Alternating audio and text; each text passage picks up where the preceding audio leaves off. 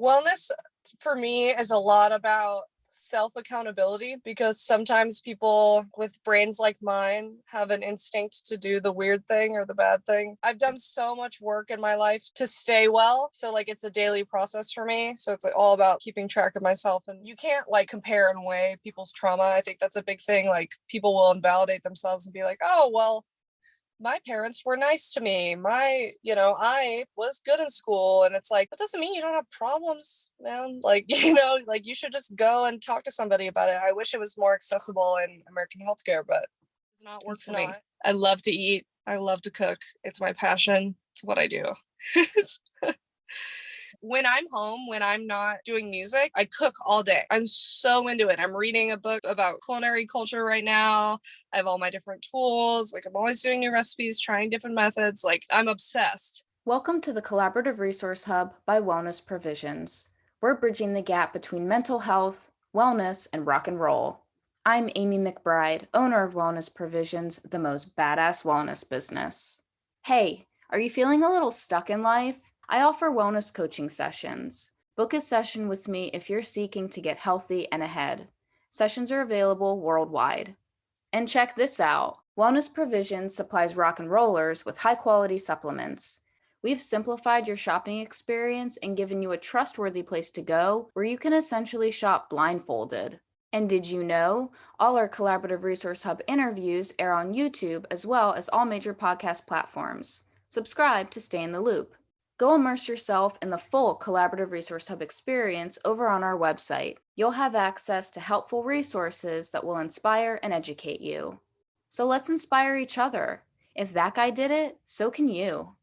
Last but not least, my legal disclaimer. Nothing in this interview or the Collaborative Resource Hub substitutes medical advice. Please connect with your GP if you need medical guidance. Violet from Destroy Boys, how are you? Woo! I'm good. How are you? I'm doing all right. Thank you very much. How's your day going? It's good. I pulled a muscle in my neck, but otherwise everything's good. I am happy to be here. I like to say that every day is the greatest day of my life. So, yeah. But do you kind of subscribe to that where like every day really is a fresh start? It's more of like a being grateful for every day. Like, like the process of something can continue through a couple of days. I have trouble with fresh starts. So that's just something I learned from my dad. Like he's just very grateful for every single hour that he's alive. So I try to subscribe to that. That's pretty awesome. Have you ever kept like a gratitude journal, or it's just like an awareness that you have? I'm big on the awareness piece, but my family and I actually have a group text where we do like gratitude book. Yeah. Really?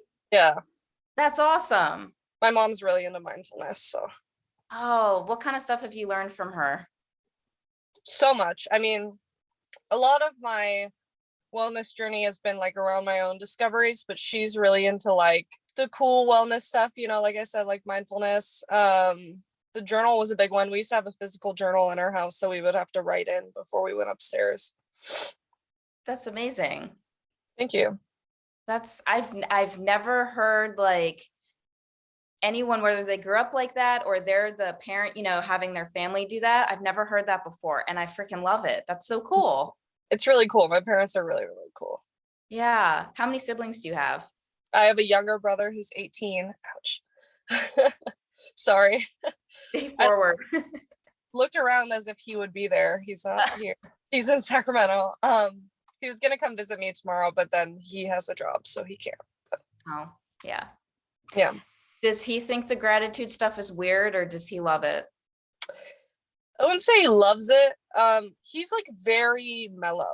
Like he's not like the rest of my family is very like, we're all like a little gnarly, and he's just very mellow. Interesting. Mm-hmm. So usually I ask people this question, and it's like the first question I ask, and I'll jump on this and ask now. So your band, Destroy Boys, if someone has not heard you guys before, how would you describe your sound like sonically for someone? This is always a hard question, and my answer always changes over time. But lately I've just been telling people that it's like new guitar music. Okay. Yeah, a lot of people compare us to like Misfits and Blondie like together. But I really don't know what to compare it to because we all have so many different influences that I don't really think it sounds too much like anything. Um, to people who have like never listened to rock music before, I say like Green Day, but just Okay. that's like a band that also uses power chords. Um, but yeah, just new guitar music, a lot of different influences. But see, that's awesome because there's so many bands. I mean, the more modern our times are, it's so hard to create music that is like actually fresh and that you can't be like, oh no, this sounds exactly like this, like, so that's great that you can't pinpoint like, well, we sound like these guys perfect. You know what I mean? Like, it's good. That's something that was always really important to us. Also, like what's cool in the new internet age is all music is pretty accessible. So genre is kind of becoming obsolete, is what I always say in interviews. Like, there are so many different genres of music available and accessible that everyone kind of listens to everything. So you get different flavors of everything, and there's no real, like secure genres anymore, Like, Yeah. pretty cool. Yeah. Cause it's also like, I mean, and even about genres, like that's true. But then on the flip side, but it almost becomes the same thing. Like Mhm. it goes full circle where there's like sub genre. And it's just Yeah. like, I can't keep track with like these super freaking specific, like names. So I Yeah. just going super general. So it kind of goes back to, yeah. Yeah. It's really cool how it flips around. Yeah. So what does wellness mean to you? That's a good question. I was just talking about this morning, which is good. Wellness for me is a lot about self accountability because sometimes people with brains like mine have an instinct to do the weird thing or the bad thing. I've just I've done so much work in my life to stay well. So like it's a daily process for me. So it's like all about like kind of keeping track of myself and hanging out with myself and being cool with myself, and being nice. Yeah. Hmm. Is there anything like that you can pinpoint that helps you kind of like stay on the level and like feel good like in your head? Therapy. Okay. Yeah, that's huge. I think everyone should do it, even if you haven't had some blowout traumatic event. You know, you can't like compare and weigh people's trauma. I think that's a big thing. Like people will invalidate themselves and be like, oh, well, my parents were nice to me. I was good in school. And it's like, that doesn't mean you don't have problems, man. Like, like you should just go and talk to somebody about it. I wish it was more accessible in American healthcare, but it's not. I wish Yeah. everyone, but my therapist and I, my current one, have been working together for since I was 18 and I'm 22 now, so that's 4 years, 4.5 years. She's awesome. Yeah. Hmm. What do you like about her? She's just really, she's very honest, and our styles work together in a way that's really good. Where she also holds me accountable and is like, "Is that how that really happened?" And I'll be like, "No." And she's real with me when she thinks that I'm regressing or like, but she also is really since we've been working together so long, she's really tuned in with what makes me feel good, and she'll kind of like reward me for those things. Not reward me because that sounds like therapy's like weird, but she'll just be like, good job, like she'll Yeah. compliment me. That's Yeah. always like huge for me. So But so she recognizes it. And that recognition, I mean, that feels good because you're like, okay, I'm on the right path. yeah, Yeah. she's really, really cool. We do a specialty type of therapy called EMDR, which is like, yeah. So EMDR is really hard. If you're familiar, it's like very, very hard. And I always kind of have this fear that I'm like not doing it right.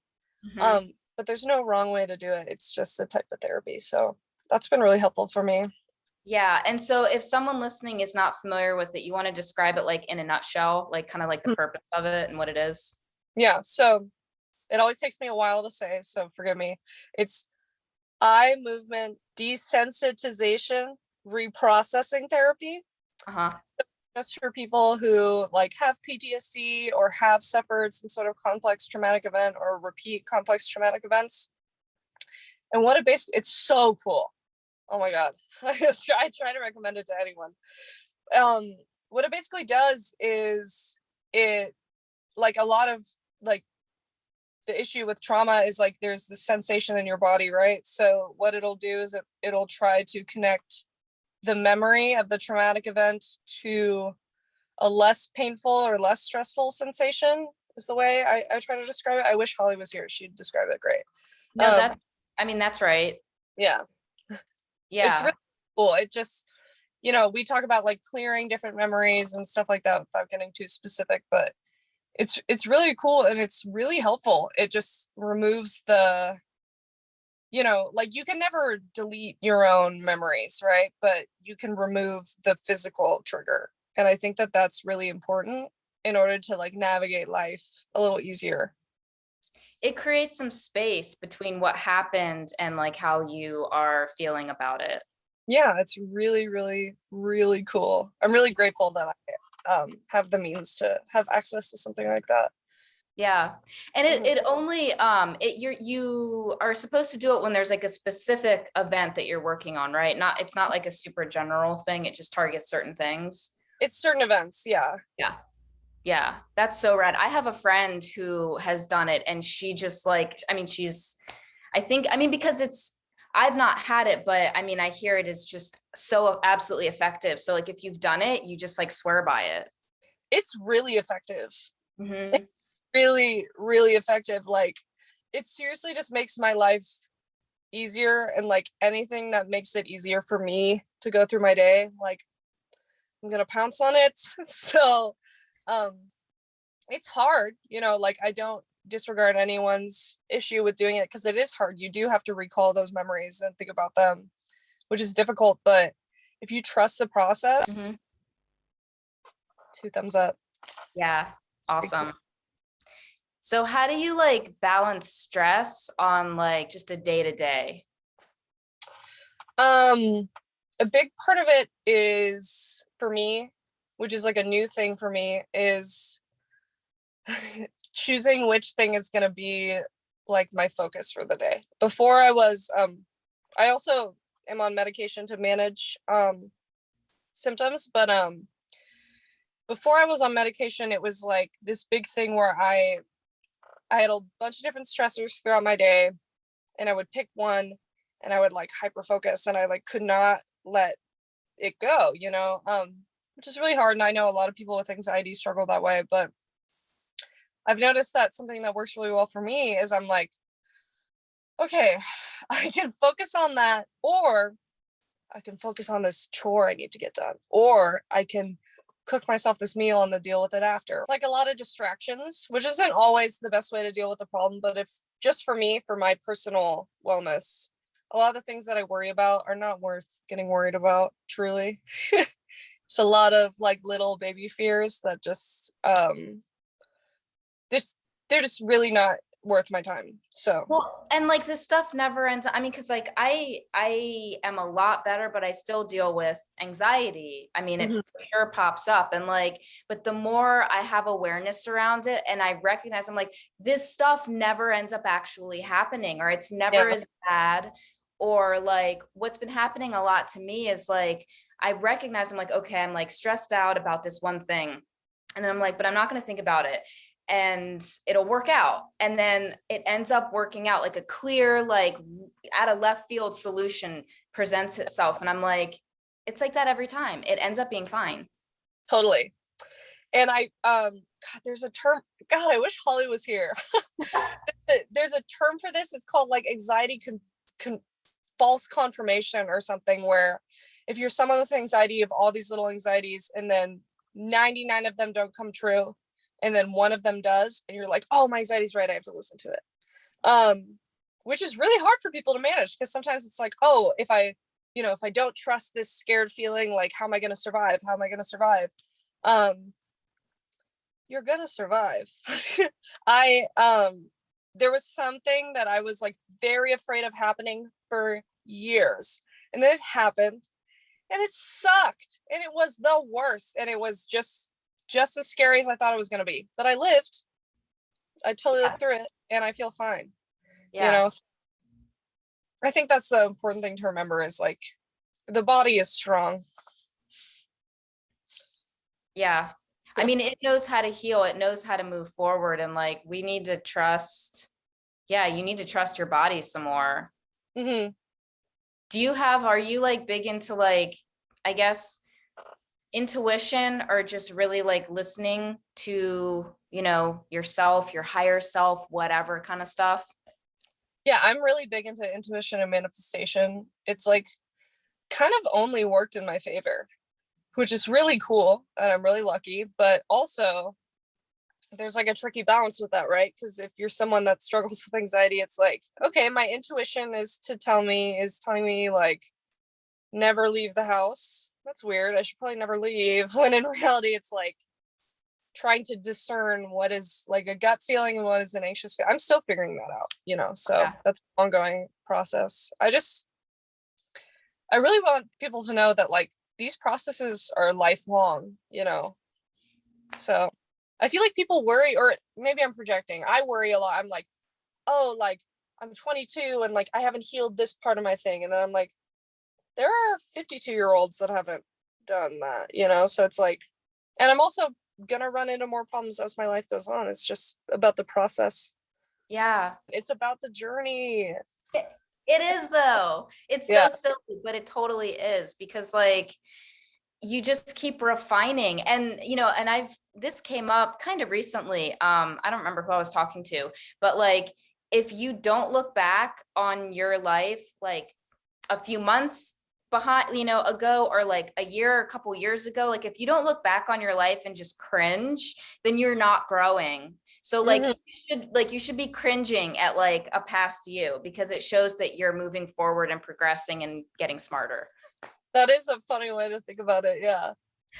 I've done a little bit of the inner child and the inner teenager work. I don't know if you're familiar with that.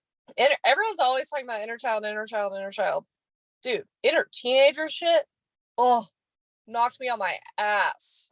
So I try to forgive them. Is there some difference in like the process between like, kind of like healing your inner child versus inner teenager? Or is it just like the process is the same, but just you're targeting different times? That's a really good question. At first, like when I started, they're really different. That's a really good question. When I started the work at first, I was really resentful of my teenage self. I was like, why were you acting like that? Like, I just couldn't understand. And then, but with, my inner child, I'd be like, oh, baby, So that was kind of easier for me to work with the kid self, but the teenage self, I was really hard on. And that was translating into my adult life. I'd be like, you're being immature, you're being blah, blah, blah. And I was talking to myself, like my inner teenager like this. And then I actually did a stint with hypnotherapy, which is like kind of meditative therapy and hypnosis. And I did, doesn't work for a lot of people, worked for me. It was more of just like a kind of like a babysat meditative state. It was really cool. But we did an exercise where I was hanging out with my inner teenager. And when I saw them, I was like, oh, you're a kid too. Oh, I didn't know. Taller. Yeah, you're just taller. I was like, you are in high school. That is so crazy. You are so little. I'm sorry, Yeah. So giving that kid and, the baby me, I think that was huge. We work with what we've got. I think that's really important. Yeah. I'm just sitting here processing the teenager thing, because I've not actually heard. All I ever hear is, your inner child. I've never considered, oh yeah, you could look at like between adult and child, there's a whole other version of you. There's a whole kid there. Yeah. And most of us were assholes. So whole assholes. yeah, I was really hard on myself for like fighting with my parents. And then I was like, that's like what teenagers do. That's like what they do. Um, and like I was just working with what I had, I didn't know any better. And I wish more people knew about that, and also inner child work, because a lot of people have really life altering traumatic events from when they're, young kids. So talking that version of yourself can be really healing. Mm-hmm. Important. Yeah. Another thing too, I think that it like plays into this also is, as far as not being so hard, looking back on past versions of you, younger selves, is like, your brain, and I can't remember like the exact details and like the age brackets, but like it develops, you're looking back, hindsight's 2020. Our Mhm. brains are like fully developed now. We understand like the world does not revolve around, I mean, like most people understand the world doesn't revolve around you, but I think it's like when you're still like, 8 or 10 or something like that, like you still think that. So there's like a whole like developmental process that like you have to go through, and there's still like brain chemistry stuff changing like when you're a teenager. So like, I mean, the brain you have now looking back, your brains are different. They're not capable of the same things. So true. Yeah. Yes. I know. Here's an advert in less than 20 seconds. Did you know that Wellness Provisions offers one-on-one wellness sessions? Yep. So if you're seeking to get healthy and ahead in life, but feeling a little stuck, then book a session and let's get you unstuck. Now back to the interview. Part of what was helpful about therapy too is just getting reminded that a lot of the stuff I did as a teen was just normal teen stuff, or normal kid stuff. Like I was really like, to get a little vulnerable, like I was really hard on myself for like seeking attention, right? Like I was one of those kids. And I told my therapist about this, and I was like, I used to be so bad. Now I never do it, blah, blah, blah. And she was like, well, everyone needs attention. You know that, right? And I was like, that is so true. So I never thought of it as like a core need before, especially like when you're and like you feel like that area of yourself is neglected. Of course you're going to act out. That's like such normal, like, development stuff. Yeah. Well, plus, and with the attention thing, it kind of goes into like how you were saying, because this drives me nuts. I don't like when people do this, when they devalue their problems, their feelings, where it's like, oh, well, so-and-so has it so much worse, or, well, at least I have this. So, this feeling just, it shouldn't matter. So it's like, oh my God, I just drew a blank while I'm talking. No, I totally get what you're saying though. Like it's frustrating to watch other people like almost view their own problems as like a burden because they feel like it's like lesser. And that's kind of what earlier. It's like, you can't measure dicks with, like with problems. You can't do like dick measuring for that kind of shit. Like everyone, it's all relative. Right. And it's all of it's fucked up and all of it's not. Yeah. And the thing with like attention, that's what I was going to say was, for some reason, I don't know if it's social media perpetuating it, but like we think like to want attention is bad. But so it's like everyone deserves to be seen and recognized. I mean, if it's a spectrum, but like it's okay to want to be seen and appreciated by others. Yeah. It's a core need, it's like part of our social needs, which is like a little lower on the hierarchy, but still like it, it's really important. And I hope that as people my age get older and start having kids, that will like prioritize showing attention to our children so that they don't seek it other places, Yeah, absolutely. Yeah. What inspires you? Ooh, in life, in music, across the board, or just anything? Well, for music, I just, I love bands, I love songs. I love hearing good music. I love telling a story. A lot of early Destroy Boys music. I actually write lyrics for Destroy Boys. I think a lot of people don't know that, but a lot of it was, before I was medicated, when I was a teenager, I wrote all these lyrics about this like deep pain, that I was experiencing. So that was inspiring. In life, I don't know. It's a good question. I'm really inspired by my bandmates and by other bands that are performing really highly. Like Turnstile is really inspiring to me. Band that's always been inspiring to me is Green Day. I think their story is incredible. Just how they did it. Bikini Kill, very impressive. I'm really inspired by success stories. Are there any people who tend to, or I mean, and this for sure is something that is ever changing, you know, the more people you kind of get introduced to, or not necessarily in real life, but like any people that really like motivate you and light you up? Well, my bandmates for sure. They're like such shining lights for me. They're really motivating. My mom. Okay. Yeah, my mom really inspires me and like motivates me in all aspects of my life, both my parents, but my mom and I talk like every day. So that's really huge for me. I'm trying to think of like my idols. Kim Shattuck from the Muffs is really cool. Brody Dahl from the Distillers, like all people who overcame a lot to be where they are, you know. Yeah. Kathleen Hanna, really cool lady. Cool. Yeah. Yeah, that's a good list. Thank you. Yes. So I guess kind of like that's a good segue then to another question. People overcoming stuff to get to where they are. So like, how do you deal with adversity and obstacles and things like that in life? How do you process? My way that I process that kind of stuff has changed a lot over time. I didn't have any tools to deal with that kind of stuff growing up. I definitely did not come from like difficult means growing up at all, but we're given the brain that we're given, right? So that was kind of my that was my thing that I had to deal with, and I still do. So I think just using all the tools I have in my toolbox is like the number one for me. And you know, like I said earlier, new problems pop up all the time. I'd felt like I was really emotionally kind of like set up well before 2020, and then a bunch of shit happened that year that just put me on my ass, you know. And I lost all my skills. I lost all my kind of like will to continue on, and just was like over it. And now I have built up all those old skills and a bunch of new ones since then. So yeah, therapy is like huge. Reaching out to people is important. I think a lot of people don't want to feel like a burden. And I kind of cycled between those two as a teenager. Like I'd talk a lot about it, and then I would like shut in a little bit.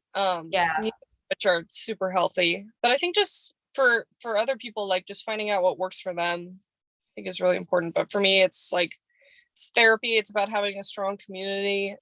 I recently actually just had a big up in confidence because like surrounding my like adversity and stuff, because I just went on tour with a band called Scowl. And they're a great band who I looked up to a lot. And I have a lot of anxiety about making new friendships, but they really like reinforced me and like loves me the way that I needed. And like, it was just really cool to have some friends. It was really nice. That's awesome.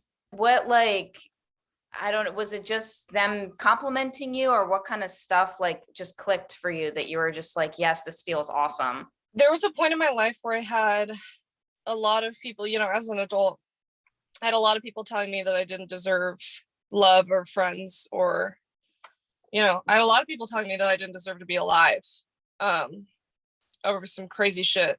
So just having people around me that I respected and loved and cared for telling me that I do deserve those things, very cool. Very huge for me, very healing. You know, and that's recent, you know, like my work isn't even close to done. So yeah, lucky to have experiences like that with friends like that. That's super special. Thanks.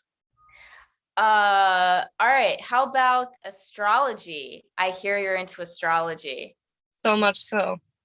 What do you, I mean, like, do you do like the daily horoscope thing, or what is your attachment or interest in astrology? Alexia is way more serious about it than I am. For me, it's more of, you know, it's like a fun category. How do you say that? What? Like categorization? How do you say that? Categorization? Oh shit, that's I don't know now because Categorization, a thing. It's a fun way to categorize people. Okay. Astrology is a fun way to categorize people just for fun. I'm not super by the book with it. I'm not super scientific with it. It's definitely not something that I take extremely seriously, but it is really fun. And it does, tell you a lot about people. Yeah. Have you noticed like certain like similarities between, signs or anything like that you're like, this is a thing, like this is a pattern? Dude, hell yeah. Like what? I did a study on this in high school that ended up proving my point. Really? Yeah, I had people fill out it was very basic, but like I had people fill out this quiz that I made that corresponded to different astrological signs. And I had them write their name and their birthday at the top. So I would determine their astrological signs, and then I'd see if the questions like that they answered corresponded to their sign based off of one astrological site. So, and it ended up being like, it wasn't like gripping data. It was like 51% or something, but it was cool. Yeah, that is cool. I made my birth chart thing.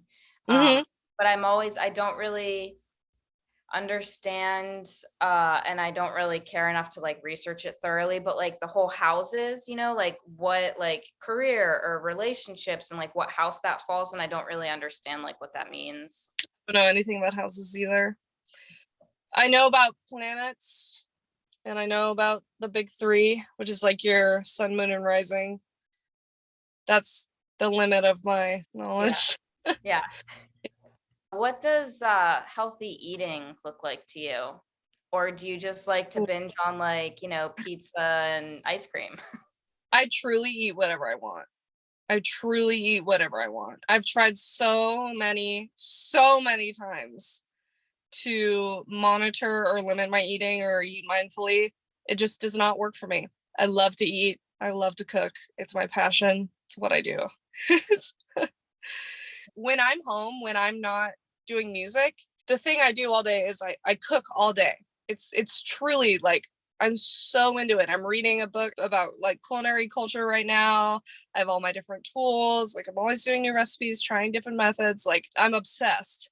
So I'm really upset. I always have been, and I probably always will be. So yeah, I just eat whatever I want. Cool. I like that. Well, because it goes so much like deeper for you. I mean, like being that, and to use the word obsessed, that's some passion right there. With food and with like creating food and flavor, like that's cool. Thank you. It's like, it's such a human thing to do, which I think is so cool. Like to cook food for others, like that's how my dad grew up, kind of showing. I mean, my dad's very loving in all different ways, but he cooked a lot growing up, and that's how I like figured out how to show people love is like, dude, the reaction you get from other humans when you bring them over to your house and give them a bowl of soup that you made, like it's like monkey brain. Like they're like, I love this soup. Yeah. Look at like yeah. And I love ingredients. I'm really passionate about like, we call it like product and stuff. We, as if I'm a chef. I'm not a chef, but I'm always trying to learn and do better. What are some like recipes that you're super into as of recently? My dad's chicken soup is something I always make all the time. I just made it last night. The only spin on it is I add rice and cream now instead of just noodles and leaving the broth clear. Just to make it like a tiny bit heartier. I try to make the same breakfast like every day, or at least whenever I can. I do 2 slices of sourdough bread, soft scrambled eggs, Gordon Ramsay's style. Okay. But instead of creme fraiche, I do just like cheese, like cheddar cheese, because I just like the texture better and I love cheese. And then I do mushrooms and spinach in the eggs with a bunch of garlic, and then I put arugula on top, and I eat it every day. And it's so good. What kind of salt do you use? What kind of salt do I use? I use kosher salt for like mostly everything. I just ran out of kosher salt because I'm moving. So I had to go buy sea salt, and that's what I've been seasoning with. It's not super coarse or anything. It's still like ground, like table sea salt. Okay. I think when I come across some more money in my life, I'll invest in some fleur de sel. But yeah.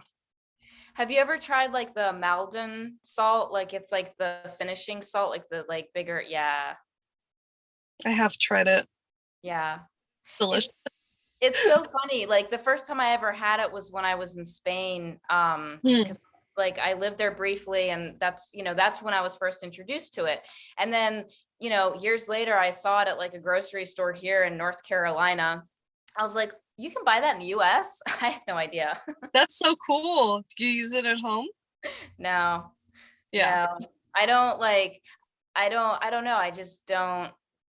I don't make like because I feel like it needs to be like a purposeful like piece of like meat or some specific dish, and I just do a lot of one pots, vegetables and some protein and Salt and salt.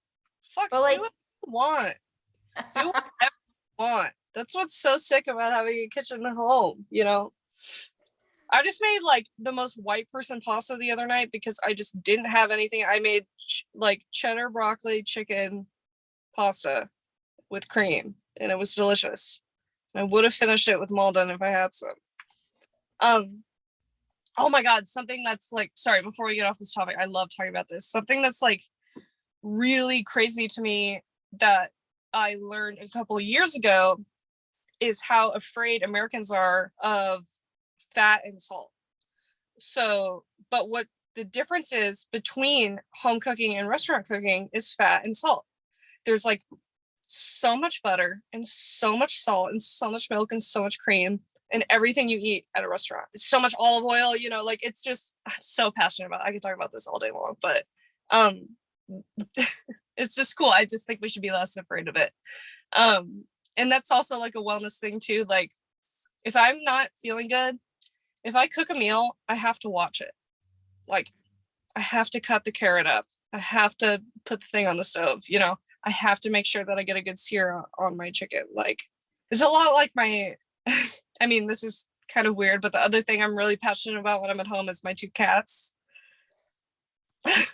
Passionate about, I love them so much. When you have animals in the house, as lucky as I am to have, you can't stay in bed all day. They have to eat, and they will let you know that they are starving, and you have to take care of them. Yeah. I love you back. Mm-hmm. So if I'm not feeling good, I can't stay in bed all day. I have to get up and feed those cats. And then, once I get out of bed, I end up feeding myself, and it's all good. Yeah.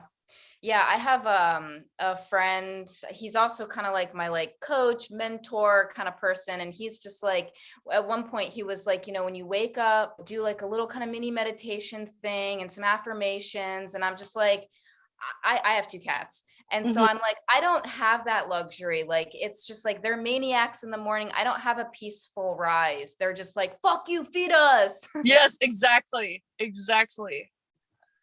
My cat, my youngest cat just really got into screaming. She loves to scream. Wah!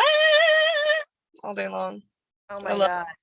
Do your cats ever do some weird thing? Like one of mine does it, the other one doesn't. And he does it usually late at night. And it's this weird, like, and sometimes he'll have a toy in his mouth, but it's a super weird guttural kind of meow thing. Do you know what I'm talking about? Like,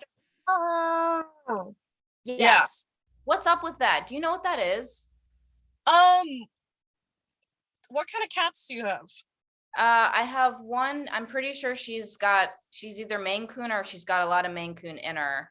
And then the other one, he's just a black cat. Someone told me, they're like, I think he's a Norwegian.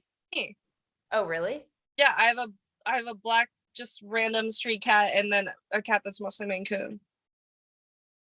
Weird. Which one does civilization? The Maine Coon? No, the black cat. And it's a boy? Uh-huh. When'd you get him? 11 years ago. We found him in our garage. I don't know. I like went through all my checklist of ones that I don't, but like, I don't know. Trying to get your attention, maybe? No, and I'll call him. I'll be like, his name's 78 and the other one's 33 for record RPMs. And I'm like, yeah. 78. Yeah. But I'm like, 78, dude, what are you doing? And he just like, he's like in his zone. Like he doesn't even hear you. It's so weird. That's funny. I don't know. I mean, sometimes my cats will do that when they're play fighting. You know, it's funny. My little black cat, her name's Ophelia. she's a dog. Like she is a dog. We got her when she was 10 weeks, and she knows how to fetch, and she can jump, and she just started growling in the new apartment at dogs outside, like a dog. Like literally like, and I'm like, what are you doing? Like, no one ever taught her to do that. We don't have a dog. Yeah, that's funny. Yeah, the one who's got Maine Coon in her, she'll growl, but it's like she's like pissed off when she growls. Really? Yeah. Gosh. My Maine's scared of everything. Terrified. Yeah, so's mine. She's very skittish. I do positive affirmations with her though, and it visibly helps her. She gets more like grounded when I do that with her when she's scared. Oh, that's cute. Yeah, it works. That's really sweet. Yeah. I want to circle back to, and people, I know like when they end up listening to this, I don't care. I want to go back to talking about the people's fear of salt and fat and all that stuff. Yeah, sorry, I got sidetracked. Those are like my excitement. Yeah. Because the other thing is like not all salt is created equal. You know, table salt is like crazy. It is bad for your blood pressure, but like sea salt or pink Himalayan salt actually helps to like balance blood pressure. And like there's like good quality fats, and then there's like horrible fats, obviously, like the trans fats or all the processed seed oil, like the plant seed oils and stuff. Like that stuff is all inflammatory. So it's like you gotta like, not everything's created equal. Totally. And I think that I think a huge difference is like, I mean, we could talk about like capitalism like all day long, why this is a problem, but like if you have access to good product, get good product, because there is a difference in how it affects your body if the animal is treated well. Yes. If it's processed properly, you know, like that's also like a mindfulness thing too. Also, a lot of the worst stuff is way cheaper, and I totally understand, because you know, before I started touring more, that's what I would do too, and it makes sense. But if you just have like a one-time opportunity, see how it affects your body, to work with the better like product, like meat, cheese, butter, all different kinds of things. Yeah. What kind of eggs do you buy? I don't even know. Organic brown. Okay. Jenny's, I think, is a Bay brand. Okay. Yeah, I'm like, if it doesn't like it, I buy pastured eggs. And then if it's a brand I haven't seen, because I buy that Vital Farms where it looks like a chalkboard kind of container. Theirs are really good, and like the yolks are like orange. And cool. If I get a package of pastured eggs and it says pastured and they're like yellow, like all of them are consistently yellow, I'm like, you guys are lying. I like talking about food too. I know. Fun. No one ever invites me on a food podcast. That's all I want to talk about. Well, hopefully the word gets out and you start to get invited on food podcasts, because you and I should start one. We should. That would be wonderful. I would be down. That's really cute. You should. Do you have a quote that you like a lot? Yes. I picked a quote. It's very short, but I say it to myself all the time. I don't know who wrote it. I researched it this morning. It started in the 1400s. It's wherever you go, there you are, is my quote. Yeah. So it's because I mean, like, I think we've all heard that. It's that old? It is very old. Whoa. I didn't know that either. It's very old. I picked it because it resonates with me a lot, because as someone who's touring, I'm in different places all the time, and your problems follow you. So if you don't deal with them at the core, they're going to follow you everywhere. Mm-hmm. Yeah. That's a very good point. So the tagline for my business, because I do the interviews, but I do wellness coaching, I sell supplements, and the tagline is delay dying. Oh, yeah. So I like to ask everybody this. I love this question, and I tell everybody now that I love this question so much. because the answers are super fun. So if you had to give someone like tips or advice on how to delay dying, or in other words, live just happier and healthier, what would you say? So many different answers. Shit. I've one that's so complicated for so many different reasons. If it were less complicated in a perfect world, I'm just going to say what I would say in a perfect world. I would say do what makes you happy, which I know sounds basic, but wow, does it have an effect on your outlook of life? Doesn't even have to be a job, doesn't have to be a career. If being a parent makes you happy, if coming home every night and going to sleep immediately makes you happy, like if waking up really early and going on a run and looking at the dogs in the dog park makes you happy, like if video games make you happy, just find something that makes you happy and like do it the best out of everyone that's doing it. Do it really good. Yeah. Mine is guitar. Try to do guitar really good. And it makes me happy. So made my life. It's true though. I mean, it's a good point, because like that sentiment is often, applied to like a job thing, and not everybody is in a position to do exactly the job that will light them up. Exactly. But like, so if your job sucks, then that's even more reason to do as many other things as much as you can that make you like happy and bring you joy.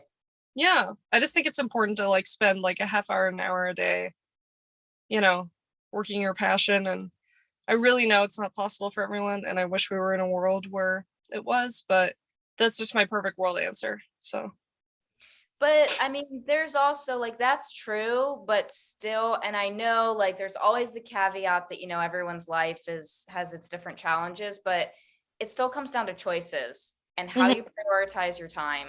Like, that's still true. Yeah.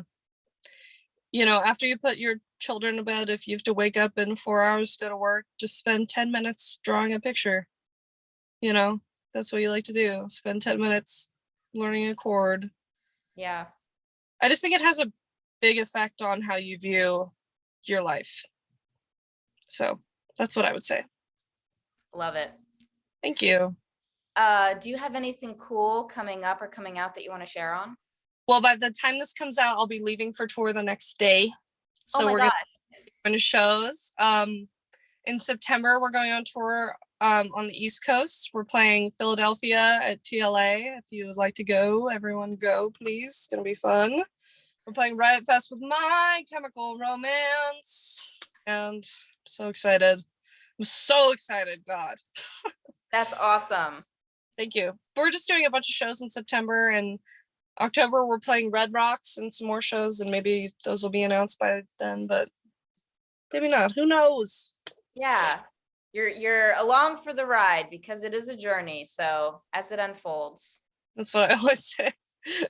Awesome. All right. Well, thank you so much for making time while you're moving to do this interview and to hang out. I didn't know what to expect with our conversation, and this has been like super fun, and I've loved it. So thank you so much. And you shared so many good things about just the whole therapy angle, and I hope it inspires people to dig in a little deeper to themselves.